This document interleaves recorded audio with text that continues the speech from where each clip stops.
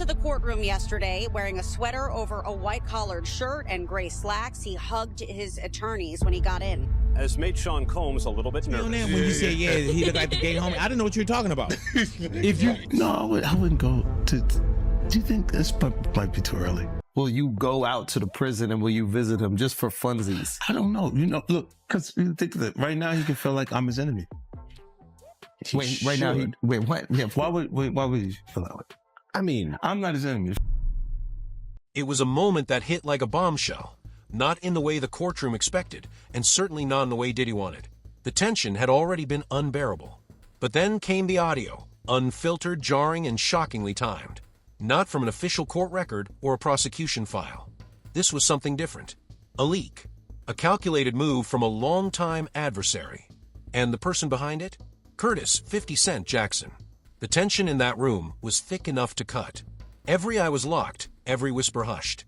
You could feel the anticipation, that silent knowledge that something significant was about to unfold. People leaned forward, phones clutched, a modern-day jury of public opinion, waiting for a verdict of a different kind. Diddy tried to maintain the mask, sitting upright, acknowledging nods, acting as if the swirling chaos didn't touch him. But anyone looking close enough, anyone who understands the subtle language of pressure, could see the edges fraying. The set jaw, the two still hands, small cracks in the carefully constructed persona. He felt the weight of the room, the silent heat building, a palpable sense that the air was about to break. And then it did. Not with a dramatic reveal or a lawyer's flourish, but with sound. Unfiltered, unexpected audio began to play, cutting through the courtroom silence like a shockwave. It wasn't expected evidence from traditional sources. Instead, murmurs quickly spread. This was audio allegedly tied to an upcoming project from none other than Curtis Jackson, the man the world knows as 50 Cent. The room froze. Every person in attendance, lawyers, journalists, observers, felt the energy shift instantly. This wasn't just legal proceedings. This was high-stakes drama unfolding in real time, fueled by a long-simmering feud and a perfectly timed, explosive leak. What poured from the speakers wasn't dry legal jargon. It was something far more unsettling. It was Diddy's voice, clear and distinct, engaged in what sounded like a casual conversation. But the words themselves were anything but casual. They were suggestive, boundary-crossing, the kind of remarks that make you lean back, a knot forming in your stomach. He was heard making explicit, uncomfortable suggestions, talking about shopping trips with inappropriate undertones, and making comments that seemed to blur lines in ways most people would never consider. It wasn't just awkward. In the context of the serious accusations that have surfaced around him in recent times, these words landed like a hammer blow. They felt personal, out of pocket, and left a chilling silence in their wake. People exchanged wide-eyed glances, a collective, unspoken question hanging in the air. Did he really say that? Could be a life sentence. The sex trafficking is 15 years minimum, and the transportation for prostitution purposes is 10 years minimum. So, Apologize, saying, "Sorry, Your Honor, I'm a little nervous today." This wasn't the polished mogul. This was a raw, unfiltered version that few had ever witnessed, now exposed for all to hear. As the clip continued, reactions were immediate and visceral. Some gasped audibly. Others just sat, stunned and stiff, clearly thrown off balance by the sheer inappropriateness of the comments. Reporters, sensing the seismic shift, began typing furiously, knowing this moment would dominate headlines globally within hours. Even Diddy's own legal team appeared visibly shaken, perhaps caught off guard by the audio's sudden introduction as evidence. The composed atmosphere shattered, replaced by heavy, stunned silence, broken only by the sound of Diddy's voice making those questionable remarks. All eyes, now glued to him, watched for a reaction. At first, he managed to maintain a stony, emotionless facade, his gaze fixed. But as the audio rolled on, and crucially, as the judge allowed even more of it to be played, the pressure became unbearable. The carefully held composure cracked. His jaw tightened visibly. His hands clenched the table, knuckles turning white, as if he were literally trying to hold himself together, to keep his world from splintering in that very moment. And then he lost it. Abruptly, unexpectedly, he rose from his seat, an eruption of frustration and raw anger spilling out. His words were reportedly a chaotic demand to have the audio thrown out, shouting that it was twisted, manipulated, a deliberate attempt by his longtime rival, 50 Cent, to embarrass him. He claimed the clip was chopped up, taken out of context, a smear tactic designed to dismantle his reputation.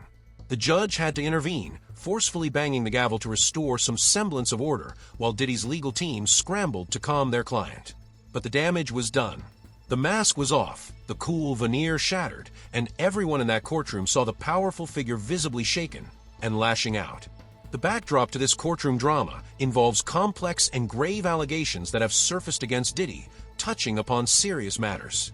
Accusations related to racketeering and transportation issues have put him squarely in the crosshairs of a major legal challenge. Before this audio emerged, much of the case against him might have felt reliant on testimonies, accusations, and circumstantial evidence. He said, she said scenario, albeit on a grand scale. But the introduction of this audio clip in court changed the dynamic entirely. But I don't have that thing where, we ain't had no thing. I wasn't sending nothing at them, big. If it was on the street side like that, we would be actively doing things to each other. 8 celebrities, 6 men, and 2 women. How many of those 8 celebrities were close to being underage or potentially underage? 2 males. Suddenly, the prosecution wasn't just presenting claims. They were presenting what felt like unfiltered receipts, the subject's own voice making comments that, for many, seemed to align disturbingly well with the nature of some of the serious allegations being made. It provided a raw, uncomfortable glimpse into a side of Diddy that made it exponentially harder for his defense team to simply dismiss or downplay the accusations as baseless rumors or misunderstandings. It painted a picture, through his own alleged words, that resonated deeply and negatively in the tension-filled courtroom. And pulling the strings behind this particular public moment? None other than 50 Cent. For anyone who's followed hip-hop rivalries, the feud between Diddy and 50 Cent is legendary, a near 2-decade-long back-and-forth of diss tracks, social media jabs, and public antagonism.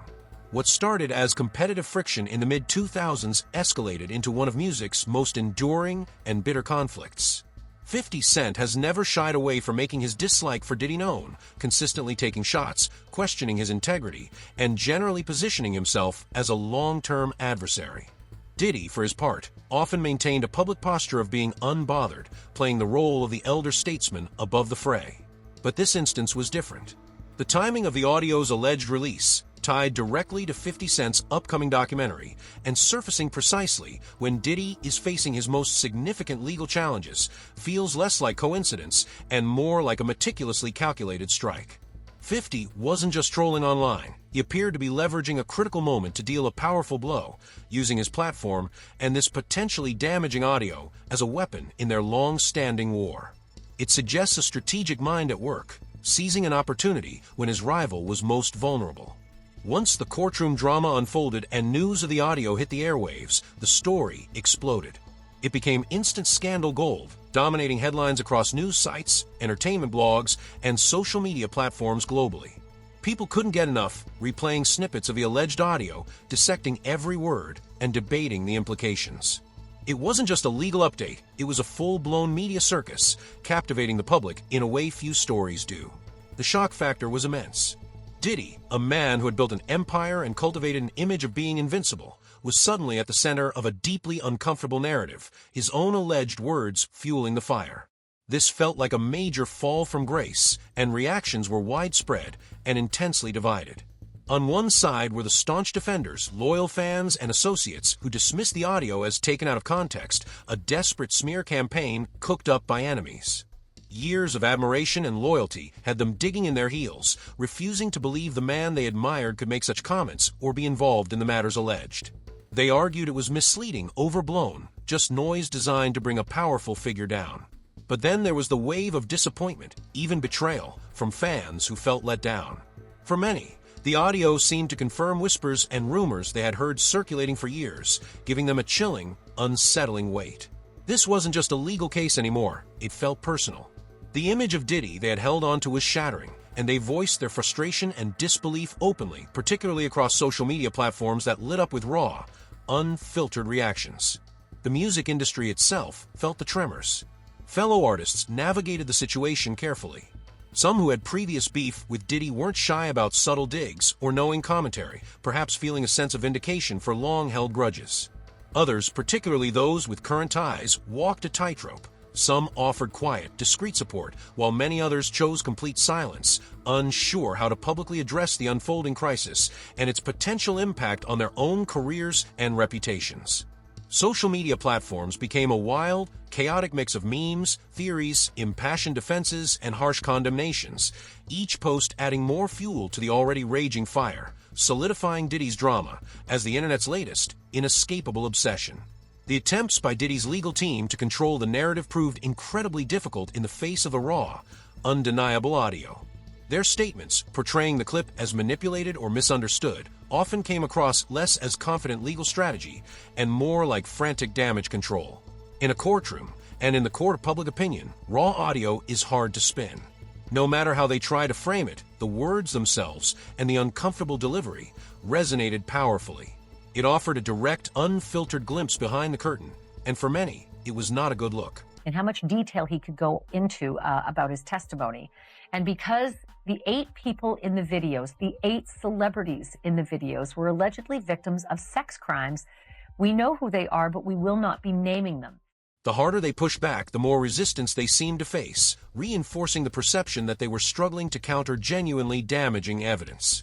The moment the audio played, Diddy's standing in the case, and his public credibility, took a severe hit, a shift felt palpably by everyone watching. Ultimately, this courtroom episode, triggered by unexpected audio allegedly linked to a longtime rival, became far more than just a procedural event. It was a dramatic, public unraveling that brought simmering tensions and serious accusations into sharp, undeniable focus. It highlighted how quickly a carefully constructed image can crumble under the weight of unexpected evidence, and how long-standing feuds can intersect with real-world legal battles with devastating effect. The fallout continues to unfold, leaving Diddy facing not just significant legal hurdles, but a monumental challenge to his legacy and reputation, forever linked to the moment his composure cracked under the pressure of his own alleged words being laid bare for the world to hear. What happens next remains to be seen, but the silence in that courtroom after the audio stopped speaking volumes about the unpredictable turns this high-stakes situation could still take. Now, the road ahead for Sean Combs is darker than ever. Investigations continue. Civil suits are piling up. Federal interest appears to be escalating. The stakes aren't just about money or fame anymore. They're about freedom, legacy, and survival. And as the walls close in, the question becomes, what else is out there? If this was just the first leak, what's waiting in the shadows of 50 Cent's documentary vault? What more will surface before this story runs its course? For years, Diddy seemed invincible. But today, he looks vulnerable, exposed, and on the brink. Various charges against him. The 3 main ones are racketeering, basically extortion, sex trafficking, and the transportation of people across state lines. I don't know. I hope things are all right for him internally. Speaking on? I mean, at the crib.